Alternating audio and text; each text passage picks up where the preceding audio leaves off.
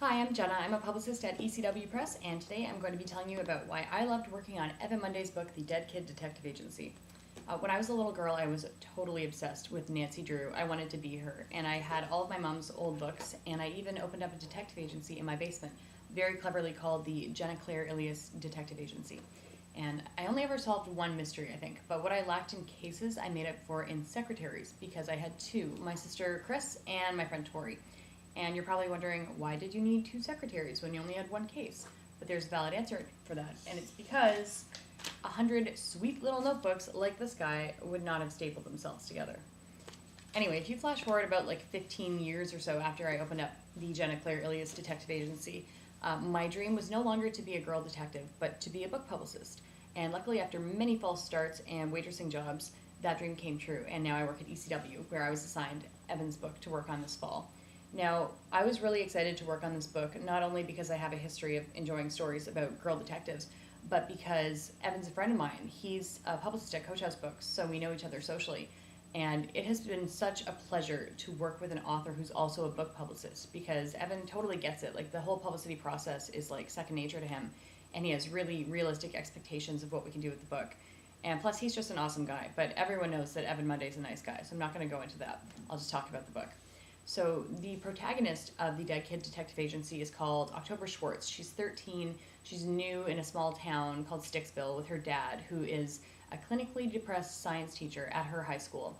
And October's kind of a loner. She doesn't really fit in with the rest of the kids at her school. She's a goth girl.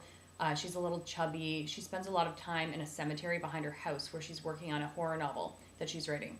And she's in the cemetery working on her book that she comes across these dead kids. There are 5 ghosts of kids that died mysteriously at the age of 13, but in different eras of Canadian history. So there's like the dead Empire Loyalist kid, or the dead kid that escaped the States via the Underground Railroad. So she meets these kids and she becomes friends with them. And then when her favorite teacher is mysteriously killed, she recruits these kids to help solve the mystery, because they can like walk through walls and stuff. So like, why not get them to help you? Anyway, zany adventures ensue. And it's a great book because it's such a fun read, and it's kind of sarcastic and cool and like snarky, like teenagers are. And it's great because kids who read it will be enjoying it, and they might not even notice that there's some history snuck in there. Like, I majored in history in university, and I totally learned stuff reading this book, which is kind of sad, but whatever.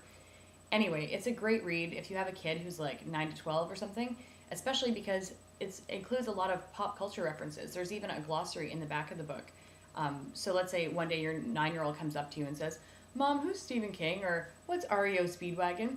You know, understandably, your first thought's going to be, "Oh my God, how did I raise such an ignorant child?" But your second thought can be just to say, you know, "Here's this book, read it, and then you'll learn about this sort of thing." Anyway, so Christmas is around the corner. You should definitely pick it up for any special child in your life, especially because this is the first of a series of 7 books. So if they like this one, then boom, you've got Christmas presents set up for like the next 6 years, right? So anyway, for more information, go to ecwpress.com. Thank you for watching.